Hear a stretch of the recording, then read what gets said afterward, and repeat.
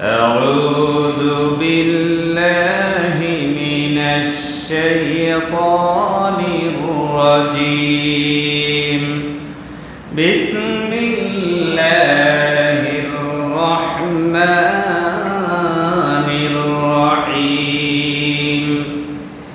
إن الله وملائكته يصلون على النبي يا أيها الذين آمنوا صلوا عليه وسلموا تسليما اللهم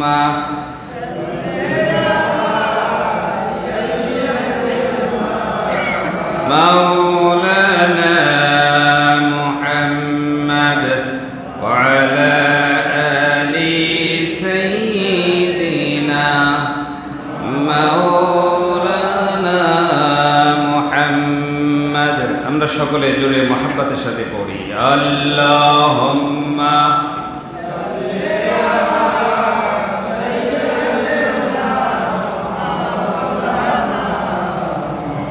وعلى آل سيدنا مولانا محمد بلغ العلا بكماله كشف الدجى بجماله حسنت جميع خصاله صلوا عليه وآله بلغ العلا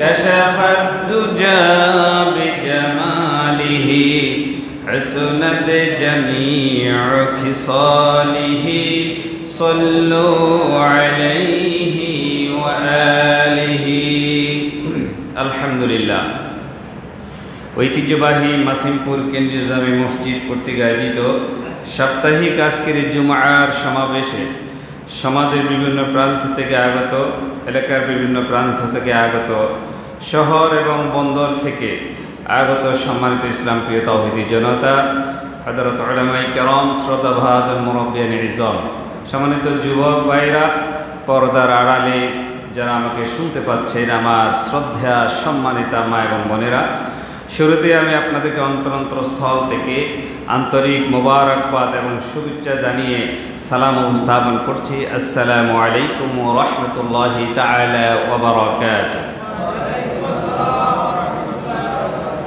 আমরা মহান আল্লাহ তাবারক ওয়া তাআলার দরবারে সর্বপ্রথম লাখ কোটি অসংখ্য অগণিত শুকরিয়া আদায় করছি যে মহান রব্বুল ইজ্জত ওয়াল জালাল এক মাস সিয়াম সাধনা করার পর, ঈদের আনন্দ উপভোগ করার পর আবার আজকে নতুন আরেকটা মুসলমানদের জন্য সাপ্তাহিক জুমার দিন, অর্থাৎ গরিবদের জন্য হজেরও একটা দিন, আজকের আরেকটা ফজিলতপূর্ণ দিনে আমাদেরকে অত্যন্ত গুরুত্বপূর্ণ সময় পারিবারিক কাজ, সামাজিক কাজ, ব্যবসায়িক কাজ, অর্থনৈতিক কাজ, সমস্ত কাজকে পিছনে ফেলে আল্লাহর ডাকে সাড়া দিয়ে যারা আগে আগে মসজিদে আসতে পেরেছি, যারা বসতে পেরেছেন, আমরা যারা কথা বলছি, আপনারা যারা শুনছেন, সকলকে যে সুযোগ এবং শারীরিক সুস্থতা, সক্ষমতা যে মহান আল্লাহ রাব্বুল ইজ্জত ওয়াল জালাল আমাদেরকে দান করেছে, সর্বপ্রথম সেই মহান আলিশান আল্লাহ রাব্বুল আলামিনের দরবারে ওনার শেখানো ভাষায় আমরা উচ্চ কণ্ঠে শুকরিয়া আদায় করছি। সকলে অন্তর দিয়ে অন্তরস্থল থেকে বলি আলহামদুলিল্লাহ। রব্বানা লাকাল হামদ হামদান কাসীরা তাইয়িবান মুবারাকান ফীহি। আমরা আল্লাহ শুকরিয়া আদায় করে নিলাম। পাশাপাশি এই সৃষ্টির শ্রেষ্ঠতম মহামানব, আশরাফুল আম্বিয়া, খাতামুন নবিয়্যিন, পৃথিবীর সর্বশ্রেষ্ঠ নবী, আমাদের নবী, আপনাদের নবী জনাবে মুহাম্মদ রাসূলুল্লাহ, সবাই বলি সাল্লাল্লাহু আলাইহি ওয়াসাল্লামের উপর দুরূদ পেশ করছি। আল্লাহুম্মা সাল্লি আলাইহি, আল্লাহুম্মা বারিক আলাইহি। আমার বন্ধুরা, আপনারা সবাই কেমন আছেন? কবর আরবি শব্দ। আমরা সকলে কবরের সাথে পরিচিত আছি। প্রতিদিন অসংখ্য অগণিত মানুষ ইন্তেকাল করছেন, আমরাই কবর খনন করছি। প্রতিদিন কত মানুষকে নিজ হাতে আপনজনদেরকে আমরা শুইয়ে দিচ্ছি, আবার নিজেরাও শুয়ে যাওয়ার জন্য অনেকে প্রস্তুতি নিচ্ছি। অনেকের খোঁজ খবর নাই। কবর খনন করতে গিয়েও সে জায়গাও মারামারি কিলে আসে না নাই? আছে। আমরা অনেক দেখেছি কবর খনন করতে গিয়ে সেখানেও কবরের ভিতরে একজন উপরে একজন, সেখানেও গালাগালি চলে, অথচ কবর খনন করতেছে। চিন্তা করছেন? অথচ কবর খনন করতেছে আরেকজনের।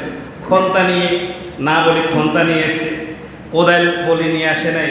ইনস্ট্রুমেন্টগুলোর জন্য একজন কবরে দু তিনজন উপরে, যা চলছে কবরের মধ্যে। পরক্ষণে অন্য আরেকজন ডাক দেওয়ার পরামর্শ আসছে, ওইটা তো কবর। মানে আমরা সব ভুলে গেছি, কবরেতে আমরা যাইতে হবে, খবর নাই। আমার ভাইরা, কবর এটা আরবি শব্দ। আরবিতে দুইটা নামে কবরকে ডাকে, একটা বলে বারজাখ আর একটা বলে কবর। আমরা কবর হিসেবে চিনি। এটার বাংলা অর্থ হচ্ছে অন্তরায়, আড়াল, পর্দা। কবরের বাংলা অর্থ হচ্ছে আড়াল হওয়া, অর্থাৎ দুনিয়া আর পরকালের মাঝখানে একটা পর্দা আছে, একটা জায়গা আছে, অন্তরায়, বৈঠকখানা, ওটার নাম হচ্ছে কবর। আপনি মরলে আখিরাতে চলে যেতে পারবেন না। মরলে যেতে হবে কোথায়? কবরে। মরার পরে আমরা যাব কোথায়? কবরে। এরপরে কিয়ামত পর্যন্ত কবরে থাকবো। ইসরাফিল আলাইহিস সালাম সিংহা যখন ফুৎকার দিবে, তখন সব কিছু তছনছ হয়ে যাবে, সব সেই কবর থেকে উঠবে। বলেন সুবহানাল্লাহ।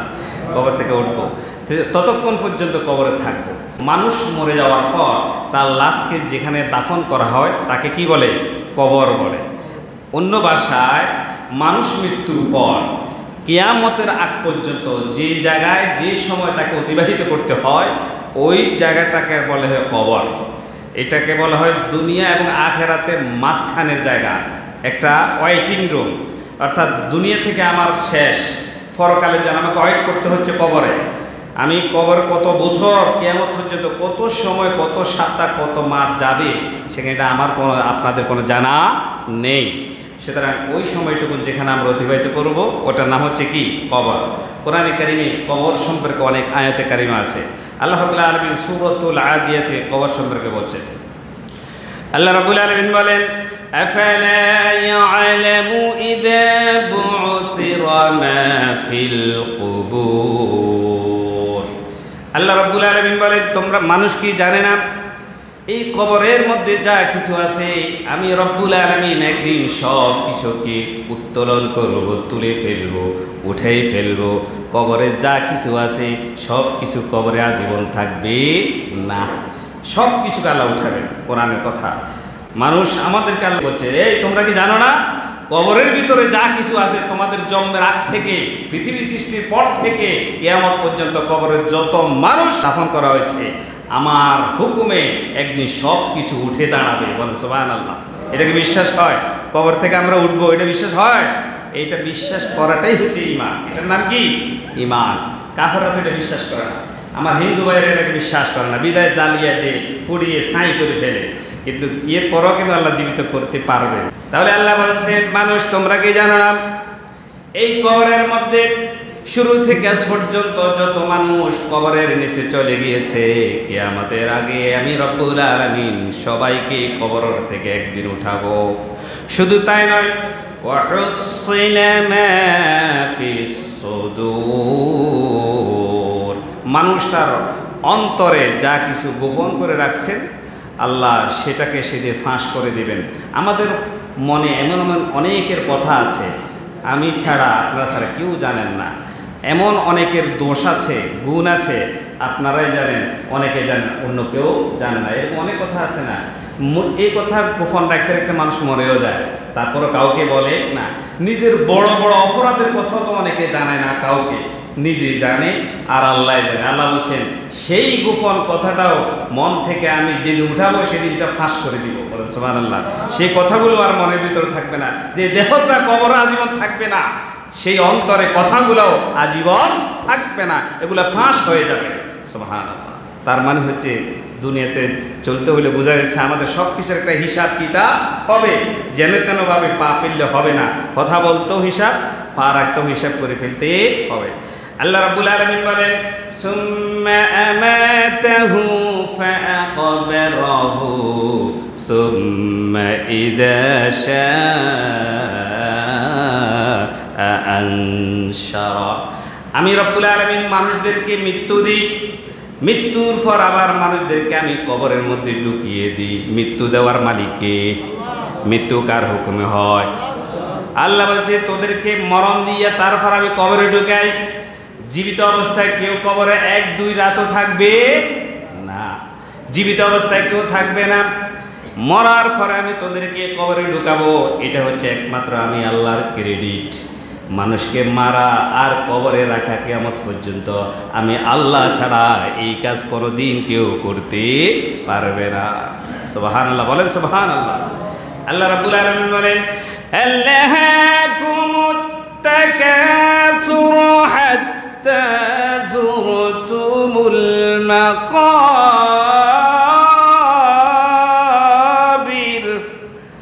আল্লাহ রাব্বুল আলামিন বলছেন দুনিয়ার লোভ লালসা, অর্থের চাহিদা, টাকার চাহিদা, সম্পদের চাহিদা, দুনিয়ার লোভ লালসা তোমাদেরকে গাফেল করে রেখেছে। তোমরা অলস হয়ে গিয়েছ, কবরের কথা ভুলে গিয়েছ। এই দুনিয়া করতে করতে করতে একদিন তোমরা মরে কবরেও চলে গিয়েছ। তারপরও কবরের খবর নাই। দুনিয়া মরার সময় বলে আমার এই সম্পত্তি অমুককে এইটুকুন দিবা, ওইটা রেখে দিছি অমুকের কাছে এত পামো এত পামো। মানে দুনিয়ার চিন্তা আমাদেরকে মরণ পর্যন্ত ছাড়ে না। নবীজি বলছেন আদম সন্তানদেরকে, এই যে আমাদেরকে আল্লাহর নবী বলে মানুষদেরকে যদি আল্লাহ রাব্বুল আলামিন বলে ও মানুষ তোকে আমি বড় একটা স্বর্ণের পাহাড় দান করলাম। কিসের পাহাড়? পাহাড় দেখছেন, এটা কি ছোট না বড়? পাহাড় ছোট না বড়? একটা কথা বলেন, পাহাড় অনেক বড়। এটাকে মানুষে বানাইছে না, এটা প্রাকৃতিকগতভাবে আল্লাহই বানাচ্ছে। পৃথিবী যখন নড়চড় করে আল্লাহ পাহাড়কে ফেরাক হিসেবে পৃথিবীতে গেড়ে দিয়েছেন, তখন পৃথিবী স্ট্রং হয়ে গেছে। বলেন আল্লাহু আকবার। আল্লাহ বলছেন একটা পাহাড় আপনি আন্দাজ করেন, চিটাগং সিলেট জেলে পাহাড় দেখা যায়, কুমিল্লাতে দেখা যায় ছোট লালমাই পাহাড়। এই যে বড় বড় পাহাড়, আল্লাহ বলছে যদি মানুষদেরকে আমি একটা স্বর্ণ 22-23 ক্যারেট নয়, একদম খাঁটি একটা স্বর্ণের পাহাড় একটা যদি মানুষকে বলি যা তোকে আজকে আমি একটা স্বর্ণের পাহাড় দিয়ে দিলাম, ধরে নেন, আল্লাহ আপনাকে আমাদেরকে দিয়েছে। নবীজি বলছেন কি দেখেন, আমার নয় বলেন আল্লাহ রাব্বুল আলামিন যদি মানুষকে একটা স্বর্ণের পাহাড় দান করেন, মানুষ বলবে আল্লাহ আমাকে আরো 2টা পাহাড় দান করেন। একটা দিলে কয়টা চাইবো? 2টা। আল্লাহ বলছে যদি তোদেরকে একটা পাহাড় আমি দিই, ও বান্দা তুই আমার কাছে ঠিক ঠিক আরো 2টা চেয়ে বসে থাকবি, কারণ তোর চাহিদার কোনো শেষ। এমনি তুই পাহাড়, স্বর্ণের পাহাড় একটাও পাবি না, জীবনে কল্পনাও তোর আসবে না তুই স্বর্ণের পাহাড় পাবি। তবে আমি যদি রব্বুল আলামিন তোকে একটা স্বর্ণের পাহাড় দিয়ে দিই, তুই আবার বলবি আল্লাহ গো আমাকে আরো 2টা দেন না। ও বান্দা, মানুষকে যদি একটা গাড়ি থাকে বলে আমার আরেকটা দরকার, 1 কানি জমি যদি আমি কিনতে পারি তাহলে আবার বলে আরে যদি আরো 2 কানি কিনতে পারতাম, যদি একটা ঘর করতে পারি আরেকটা করতে পারতাম। এভাবে আমাদের চাহিদা আছে না নাই?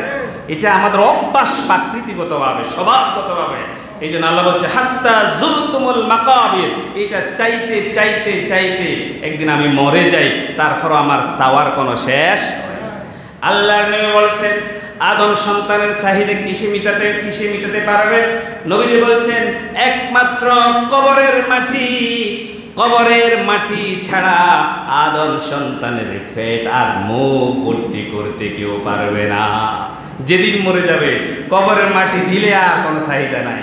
আর কি স্বর্ণের পাহাড়, কি টাকা, কি গাড়ি, কি সম্পদ, যেদিন মরে গিয়েছে সেদিন লাশ, সেদিন আর কোনো চেতন নাই, অচেতন মরহুম লাশ। এখন আর জমিদার, মাতবার, ভূঁইয়া, কাজী, বংশ কোনো নাম নাই। এক কথায় তাকে কি বলে? মরহুমের জানাজা। আর লাশটাকে কাঁদে না, দাফন করো, লাশ হয়ে যায় তখন।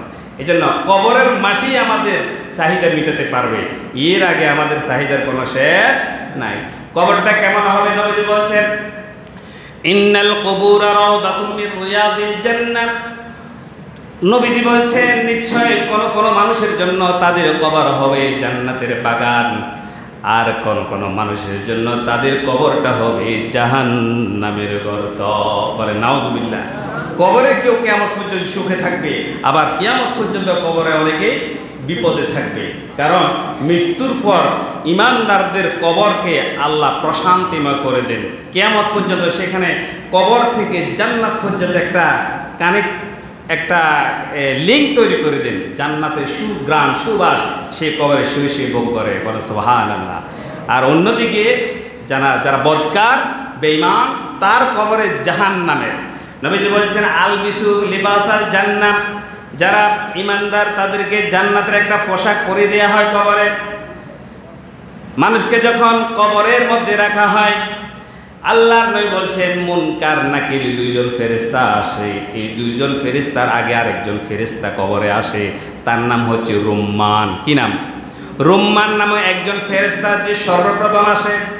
রুম্মান ফেরেশতা কবরে সর্বপ্রথম আসি। আমাকে যখন আপনারা কবরে রেখে আসবেন, আমি যখন মরে যাব 40 কদম যখন চলে আসবে, প্রথম আসবে রুম্মান ফেরেশতা। রুম্মান ফেরেশতা আসি বলবে, তিনি জাগ্রত করবেন, আত্মাকে ফিরিয়ে দিয়ে আমাকে জাগ্রত করবেন, আমি উঠে বসবো। রুম্মান ফেরেশতা বলবে, ও বান্দা, এখন তুমি তোমার জীবনের আমলগুলো আমাকে লিখে দাও।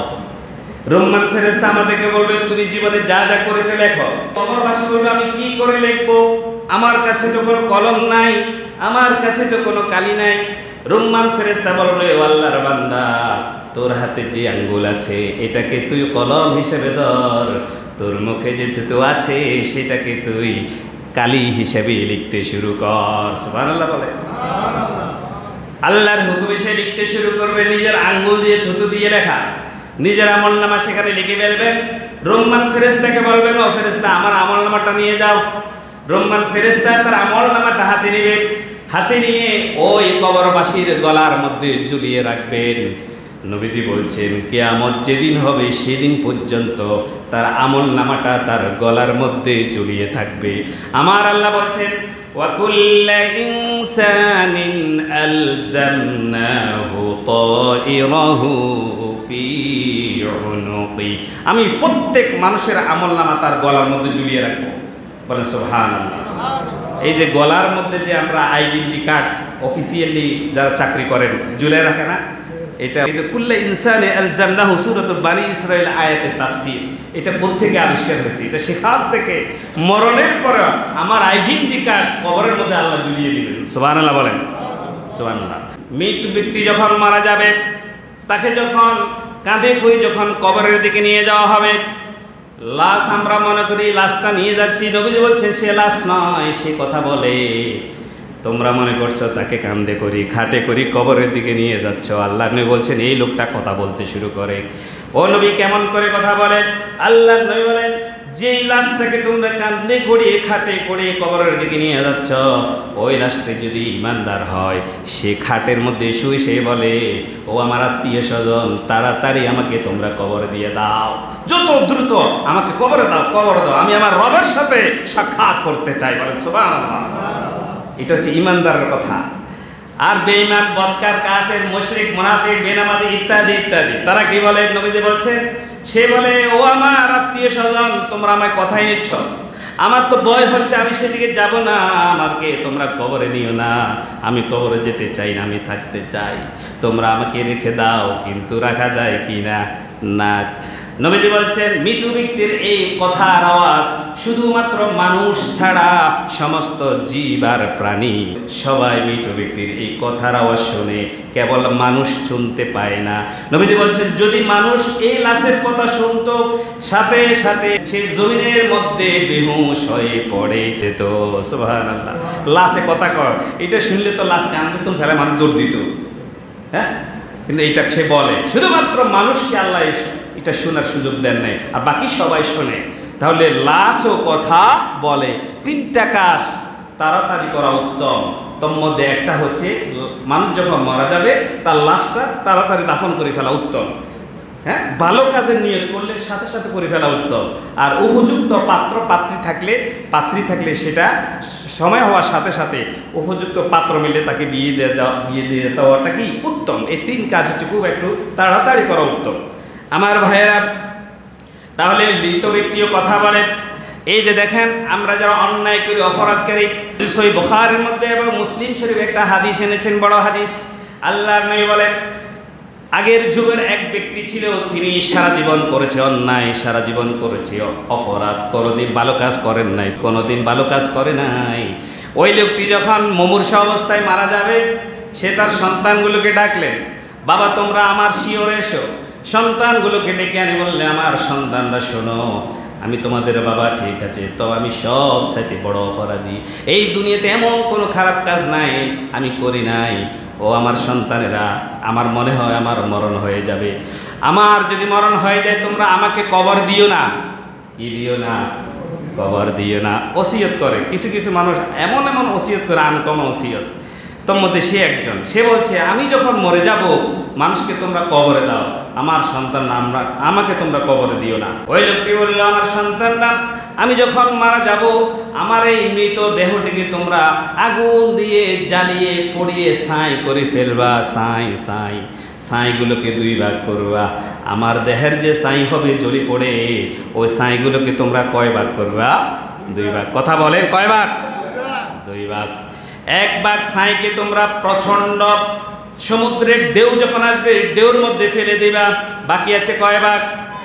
আরে এক ভাগ ছাইকে প্রবল বাতাস যখন আসবে বাতাসের মধ্যে ফেলে দিবা। সুতরাং এক ভাগ চলে গেল সমুদ্রের মধ্যে, আরেক ভাগ বাতাস ছিন্ন ভিন্ন করে কোথায় ওড়ে নিয়ে চলে গেল। তার কোনো হদিস আছে? আর না, সে ওসিয়ত করে গেল। এখন সে আবার সন্তানকে বলছে, আমার মৃত্যুর পর তোমরা এটা করবা,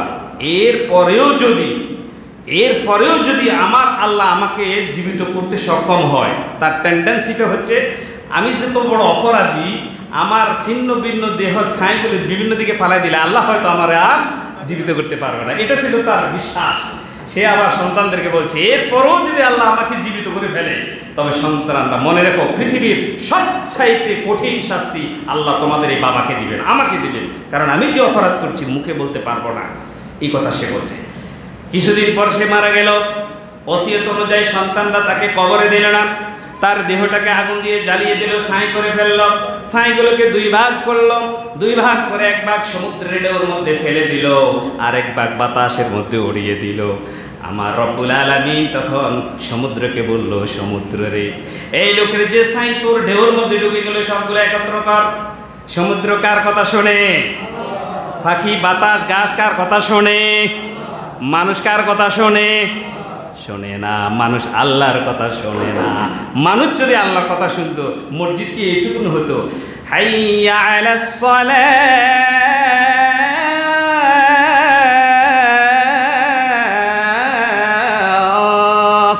মুয়াজ্জিন যখন হাইয়া আলাস সালাহ বলে, তাহলে মানুষ নামাজের দিকে চলে আসতো। হাইয়া আলাল ফালাহ,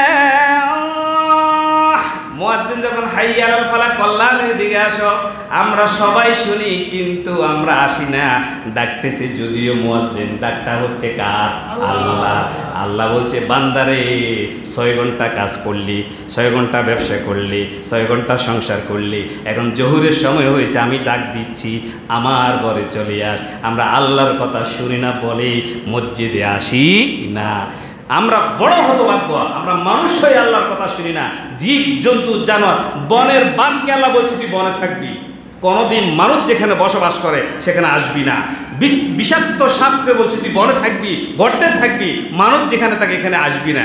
যদি আসতো আমরা কি থাকতে পারতাম? তারা আল্লাহর হুকুম মানে, অর্ডার মানে, সীমা মানে। আমাদের সীমা নাই, আমরা বেপরোয়া, আমরা নিজেরাই নিজেদের মতো চলি, আমি নিজে সব কিছু। আমাদের এই টেন্ডেন্সি, আল্লাহ আমাদেরকে ক্ষমা করে বলেন আমিন। লোকটি যখন মারা গেল, আল্লাহ রাব্বুল আলামিন তখন সমুদ্রকে বলল তার ছাইগুলো একত্র কর। সমুদ্র একত্রিত করলো। আল্লাহ বাতাসকে বলল বাতাস তার ছাইগুলো একত্র কর। বাতাস একত্রিত করলো। আল্লাহ সমুদ্র আর বাতাস থেকে 2 ছাই একত্রিত করে আল্লাহ বলছে কোন, আল্লাহ বলছে হয়ে যা। আল্লাহ বলার সাথে সাথে ওই লোকটা আবার জীবিত হয়ে গেল। সুবহানাল্লাহ। এ আবার কি হয়ে গেছে? জীবিত হয়ে গেছে। সে মনে করছে আমারে তো আর আল্লাহ জীবিত করতে পারবে না, কিন্তু আল্লাহর কাছে সব কিছু ইজি। ইজা আরাদা শাইআন আন ইয়াকুলা লাহু কুন ফায়াকুন। আল্লাহ যদি কোনো কিছু বানাতে চায়, ইনস্ট্রুমেন্ট, মেস্তরি, সিমেন্ট, বালুর দরকার আছে নাকি? না, আল্লাহ বলবে শব্দ দুইটা, কুন, কাপ নুন ফেস কুন। কুন বললে ফায়াকুন হয়ে যায়। বলেন আল্লাহু আকবার। আমার ভাইরা, আল্লাহ রাব্বুল আলামিন তাকে জীবিত করলেন। জীবিত করে বললেন বান্দারে পৃথিবীতে মানুষ মরণের সময় কত রকম ওসিয়ত করে, তুই কেন এই ওসিয়ত করলি তোর দেহটা জ্বালিয়ে দেওয়ার জন্য? ও বান্দা, তোর কি হলো? তুই এমন কঠিন সিদ্ধান্ত কেন নিলি? লোকটি বলেন, রব্বুল আলামিন, আমার ধারণা ছিল আপনি আমাকে জীবিত করতে পারবেন না। আমি দুনিয়ার মধ্যে সবচাইতে বড় অপরাধী, আমি এত অপরাধ করলাম, এত অন্যায় করলাম, আমি সারা আর কেউ জানে না, আপনি আল্লাহ তো সবচাইতে ভালো জানেন। আপনার কবরের শাস্তির ভয়ে, আপনার জাহান্নামের শাস্তির ভয়ে আমি আমার সন্তানগুলোকে শাস্তি থেকে বাঁচার জন্য বলেছি, আমাকে জ্বালিয়ে পড়িয়ে ছাই করে সমুদ্রে ফেলে দিস, আর কিচ্ছু নরে মাওলা, শুধু এই ভয়ে। আল্লাহ বলছে, তুই কি আমাকে দেখেছিস? বলছে না। তুই তো আমার শাস্তি দেখেছিস? বলে না। তুই আমার শাস্তির কথা শুনেছিস, আমি আল্লাহকে কোনোদিন দেখস নাই, এরপরও তোর এত ভয় ছিল, অথচ তুই ছিল অপরাধী। তুই আমার শাস্তিকে আর আমার আযাবকে যখন এত ভয় করলে, আমি রব্বুল আলামিন ঘোষণা দিলাম, আমি আল্লাহ রব্বুল আলামিন তোর জীবনের গুনাহগুলো সাথে সাথে মাফ করে দিলাম। সুবহানাল্লাহ। আল্লাহ কি করে দিয়েছে? মাফ করে দিয়েছে। বলছে, যা তুই জান্নাতে চলে যা। বলেন আল্লাহু আকবার। ভয় থাকতে হবে, ভয়। আর তাকওয়া, হা হুনা, তাকওয়া টুপির মধ্যে নয়, তাকওয়া জামার মধ্যে নয়, দাড়ির মধ্যে নয়। নবীজি বলছেন, আত-তাকওয়া হা হুনা, ফাআশারা ইলা সাদরিহি সালাসা মাররাত, তিনবার এই আঙ্গুলকে ইশারা দিয়ে বলছে সাহাবীদেরকে, সাহাবীরা শোনো, আত-তাকওয়া হা হুনা, তাকওয়া হা হুনা, তাকওয়া হা হুনা। তাকওয়া হচ্ছে এখানে, অন্তরে, কলবে। পোশাক আশাকে তাকওয়া নাই। অনেক পোশাক পরিয়ে তো রবীন্দ্রনাথ ঠাকুরের দাড়ি কি কম ছিল? তাহলে কি সে তাকওয়াবান? না। তার মানে দাড়িকে ইনকার করা না, দাড়ি রাখতে সুন্নাহ, তবে এটার ভিতরে সব কিছু না, অন্তরের মধ্যে সব। যার অন্তর ঠিক তার সব ঠিক। আমার ভাইয়েরা, এই জন্য আল্লাহকে ভয় করা। লোকটি যখন এমন কথা বলল, আল্লাহর আরশের মধ্যে রহমতের মধ্যে জোয়ার শুরু হয়ে গেল। আমার এই বান্দা আমাকে দেখে নাই, আমার এই বান্দা আমার শাস্তিও দেখে নাই, দুনিয়াতে শুধু শুনেছে, শুনেই ওসিয়ত করেছে। বান্দা মনে করছে আমি তাকে জীবিত করতে পারবো না। এখন যখন তুই আমাকে এত ভয় করলি, আমার শাস্তিকে যখন তুই এত ভয় করলি, ঠিক আছে, তোর আর হিসাব নিলাম না, আমি রব্বুল আলামিন তোকে আমার জান্নাতে ঢুকিয়ে দিলাম। সুবহানাল্লাহ। আল্লাহ যদি মাফ করে, কেন অসুবিধা আছে? এই জন্য ভয় করবে না। অন্যায় তো আমরা করি, তারপরও আল্লাহকে ভয় করো। অন্যায় করার পরও ভয় করেন, ভয় করে একটা অনুশোচনা করেন, হয়তো আল্লাহ আপনাকে হেদায়েত দিয়ে দিতেও পারেন। আমার ভাইরা, মানুষ যখন মরে যায়, নবীজি বলছেন 3 দিন পর, মানুষ মৃত্যুর 3 দিন পর রূহ আল্লাহর কাছে যায়। আমার দেহ থেকে যখন রূহ চলে যাবে, আমাকে মানুষ দাফন করে ফেলবে, 3 দিন পর আমার আত্মা, আমার রূহ আল্লাহর কাছে গিয়ে বলে, আল্লাহ, আমার দেহটাকে দেখার জন্য, আমার ঘর বাড়িটা দেখার জন্য আল্লাহ আপনি আমাকে একটু পারমিশন দেন। আল্লাহর কাছে অনুমতি চাই রূহ। আল্লাহ তাকে বলে, ঠিক আছে, দিলাম পারমিশন। নবীজি বলছেন, ওই রূহ তখন তার কবরের দিকে আসতে থাকে, যেখানে তার দেহটা দাফন করা হয়েছে। রূহ যখন আস্তে আস্তে সামনের দিকে কবরের দিকে যায়, উঁকি দিয়ে রূহ দেখে তার দেহটা পড়ে আছে, চোখগুলো গলে যাচ্ছে, নাকগুলো পচে, কানগুলো পচে, গলে গলে পানি বের হচ্ছে, পোকামাকড় তার দেহটা খেয়ে ছিন্ন ভিন্ন করে ফেলছে। রূহ তখন এক পাশে দাঁড়িয়ে কাঁদতে থাকে, এমন জোরে কাঁদতে কাঁদতে রূহ বলে, ও আমার প্রিয় দেহ, তোর কি অতীত জীবনের কথা মনে আছে নাকি? এই কবরের কথা তো দুনিয়াতে কতবার শুনেছিস। এই কবর তোর দেহটাকে, তোর চোখটাকে, তোর নাকটাকে খেয়ে তছনছ করে ফেলছে। আমি তো রূহ, আমাকে তো কবরে রাখা যাবে না, আমি তো আমার আল্লাহর হুকুমে দেহ থেকে উড়ে গেলাম ওই যে রূহের জগতে, কিন্তু তুই দেহটাই কবরে থেকে গেলি। দুনিয়াতে থাকা অবস্থায় কবরের আযাবের কথা শুনলি, দেহরে তোর জন্য আমার বড় মায়া লাগে। নবীজি বলছেন, এই রূহ মানুষ যখন মারা যায় 30 দিন পর্যন্ত রূহ ঘরের মধ্যে আসা যাওয়া করে। কয় দিন? আরো জোরে, কয় দিন? 1 মাসে কয় দিন? আর 31 মাস আছে না নাই? 28 মাসও আছে। তাহলে এই রূহ 30 দিন পর্যন্ত মৃত্যুর পর তার ঘর দুয়ারে আসা যাওয়া করে। কেন করে? আল্লাহর নবী বলছেন, রূহ বলে, আল্লাহ রাব্বুল আলামিন, আমি দেখতে চাই দুনিয়াতে আমি যত সম্পদ কামাই করেছি, আমার পরিত্যক্ত সম্পত্তি কিভাবে আমার পরিবার পরিজন বন্টন করে নিয়ে যাচ্ছে। সুবহানাল্লাহ। আমার সম্পত্তি কিভাবে এটাকে বন্টন হচ্ছে, রূহ এটা দেখে। 30 দিন পর্যন্ত সে আনাগোনা করে। নবীজি বলছেন, 30 দিনের পরে রূহ চলে যায় কবরে। কবরে গিয়ে রূহ 1 বছর পর্যন্ত ঘোরাফেরা করে। প্রশ্ন করা হলো কেন?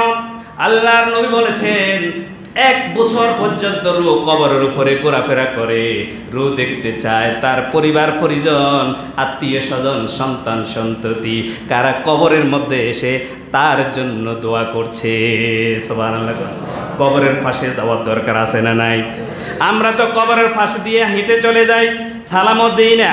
আসসালামু আলাইকুম ইয়া আহলাল কবর, আপনি সালাম দিলেন।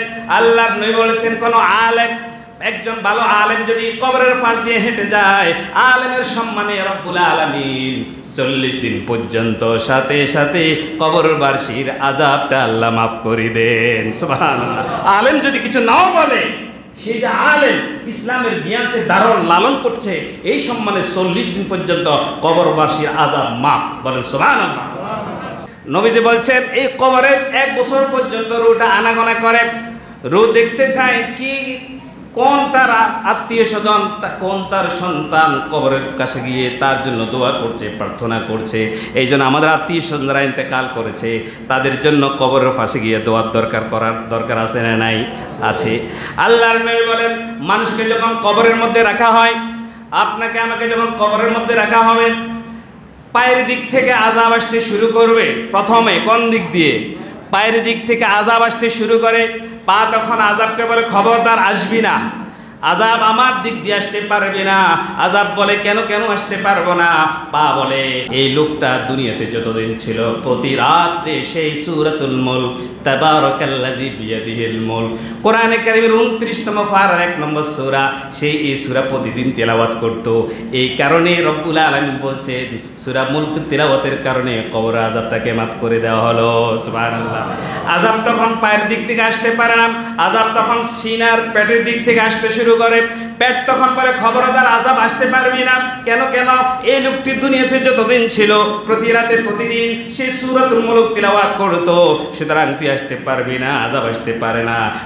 আযাব তখন মাথার দিক থেকে আসতে শুরু করে, আর তারপরে মাথা বলে আমার দিকেও আসবি না, কারণ এই লোকটা দুনিয়াতে যতদিন ছিল প্রতি রাত্রে সে সূরাতুল মুলক তিলাওয়াত করত। আল্লাহর নবী বলছেন যদি কোনো বান্দা, যদি কোনো উম্মত রাতের বেলায় প্রতিদিন কিংবা দিনে যে কোনো সময় সূরাতুল মুলক তিলাওয়াত করবে, মৃত্যুর পর যখন তাকে কবরে রাখা হবে, আযাব যখন তাকে গ্রাস করতে আসবে, আযাব তাকে গ্রাস করতে পারবে না। সুবহানাল্লাহ। সূরা মুলক 29 পারা প্রথম সূরা, আপনারা পড়িয়েন, দেখে পড়িয়েন। তাবারাকাল্লাযী বিয়াদিহিল মুলক ওয়া হুয়া আলা কুল্লি শাইইন কাদির। এই সূরাটা 29 পারা সূরাতুল মুলক, এটা পড়বে। এটা পড়লে কবরের আযাব দূর করে দিবেন কে? এই কবরের মধ্যে শাস্তি আছে।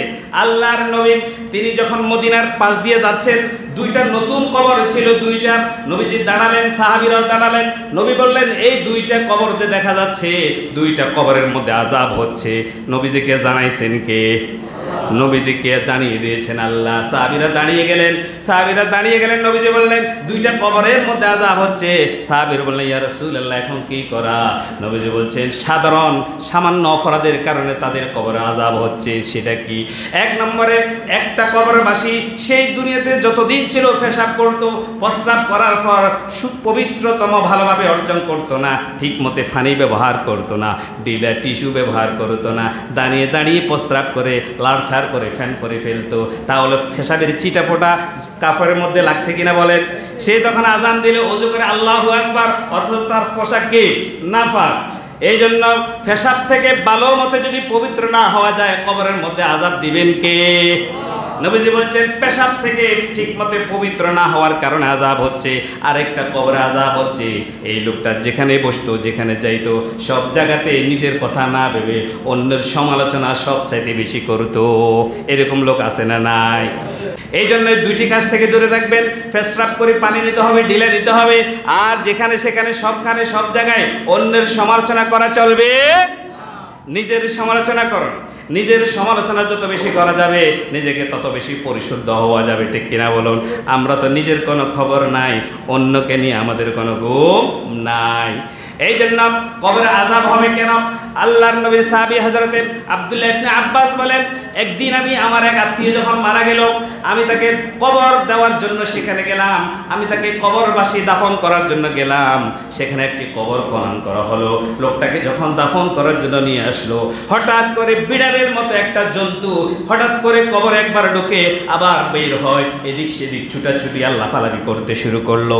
হযরত আব্দুল্লাহ ইবনে আব্বাস বলেন, আমরা লাশটাকে দাফন করতে পারছিলাম না, এই বিড়ালের উৎপাতের কারণে লাশ কবরে রাখা সম্ভব হচ্ছে না। হযরত আব্দুল্লাহ ইবনে আব্বাস বলেন, আমরা যখন বিড়ালটাকে মারতে যাই তাও পারি না, ধরতে যাও তাও পারি না, একবার এদিকে একবার সেদিকে, অথচ লাশ সামনে আছে। এরপরে কোনো উপায় না পেয়ে আমরা কিছু দূরে আরেকটা কবর খনন করলাম। সেখানে যখন লাশটা আমরা নামাবো, সেখানে সেই একই বিড়াল সেখানে আবার সেখানে দৌড়াদৌড়ি করে, আবার ডিস্টার্ব করে, লাশটাকে কবরে নামানোর জন্য কোনো সুযোগ দিচ্ছে না। হযরত আব্দুল্লাহ ইবনে আব্বাস বলেন, আমরা বিড়ালটাকে ধরার জন্য, জন্তুটাকে ধরার জন্য চেষ্টা করলাম, কিন্তু ধরাও যায় না। সবাই সিদ্ধান্ত নিল আরেকটা কবর খনন করো। কয় নম্বর কবর হবে এটা? অনেক দূরে গিয়ে আরেকটা কবর খনন করা হলো। সেখানে গিয়ে যখন কবর খনন করা হলো, সাথে সাথে সকলে অটোমেটিক দেখতে পেল ওই জন্তু, ওই বিড়ালের মতো জন্তুটা আবার সেখানেও চলে আসলো। বলেন নাউজুবিল্লাহ। এটা ভালো লক্ষণ না খারাপ লক্ষণ? খারাপ লক্ষণ। এরপর আব্দুল্লাহ ইবনে আব্বাস বলেন, আমরা অনেক চেষ্টা করলাম, বিড়ালটাকে তাড়াতে পারলাম না, অনন্য উপায় কোনো রকম আমরা তাড়াতাড়ি করে লাশটাকে দাফন করে মাটি দিয়ে দিলাম। তারপরে যখন কবরের পাশে থাকা অবস্থায় এমন বজ্রপাতের নয় বিকট বড় একটা আওয়াজ আসলো কবর থেকে। হযরত আব্দুল্লাহ ইবনে আব্বাস বলেন, এটা বড় আযাব হচ্ছে, এটা আযাবের শব্দ। হযরত আব্দুল্লাহ ইবনে আব্বাস বলেন, আমি প্রকাশ্য জানি লোকটা ভালো ছিল, আমি যতটুকু জানি এই লোকটা আমার আত্মীয়, সে ভালো ছিল, কিন্তু গোপনে সে কোন অপরাধ করেছে যে তার কবরে এমন আযাব হচ্ছে, এটা জানার জন্য সে তার বাড়িতে চলে গেল। আব্দুল্লাহ ইবনে আব্বাস ওই লোকের বাড়িতে গিয়ে নক দিল, তার স্ত্রী সালাম উত্তর নিল। তো স্ত্রীকে জিজ্ঞেস করলো, তোমার স্বামীর অবস্থা কি, কি খবর, দুনিয়াতে সে কেমন ছিল? তার স্ত্রী বলল, আমার স্বামী খুব ভালো ছিল, সে সব সময় নামাজ দোয়া করতো, কোনো ধরনের অন্যায় অপরাধ করতো না, তবে তার একটা অভ্যাস ছিল, খারাপ অভ্যাস, একটা খারাপ অভ্যাস। আমি তাকে বারবার বলতাম, সে অভ্যাস থেকে পরিবর্তন হতো না। সেই অভ্যাসটা বলার দরকার আছে না নাই? সে অভ্যাসটা হচ্ছে, ওই তার স্ত্রী বলছে, এই লোকটি যখন আমার স্বামী যখন আমার সাথে রাতে আধারে যখন মেলামেশা করতো, সহবাস করতো, তারপরে সে গোসল করতো না, অপবিত্র থেকে ঘুমিয়ে যেতেন, সকালবেলা ফজর পড়তো না, সূর্য ওঠার পর গোসল করতো, প্রতিদিন কাজা ফজরের নামাজ আদায় করতো। এটাই ছিল তার পাপ, হলে এটাই, তা না হলে তার কোনো অপরাধ ছিল না। তারপর আব্দুল্লাহ ইবনে আব্বাস বলেন, নবীজি বলছেন, এই কারণে রব্বুল আলামিন তার কবরের মধ্যে আযাব দিয়ে দিল। বলেন নাউজুবিল্লাহ।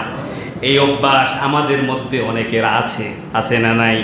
এই কাজটি সারার সাথে সাথে গোসল করবেন, গোসল না করলেও থাকতে পারবেন ততক্ষণ, আজান হয়ে যাবে যতক্ষণ, এরপরে উঠে পবিত্র হয়ে গোসল করতে হবে। ফজরকে কাজা করা যাবে না, এক ফরজ আদায় করতে গিয়ে আরেক ফরজ আদায় করা যাবে যাবে না, খবরদার, কবর আযাব হবে।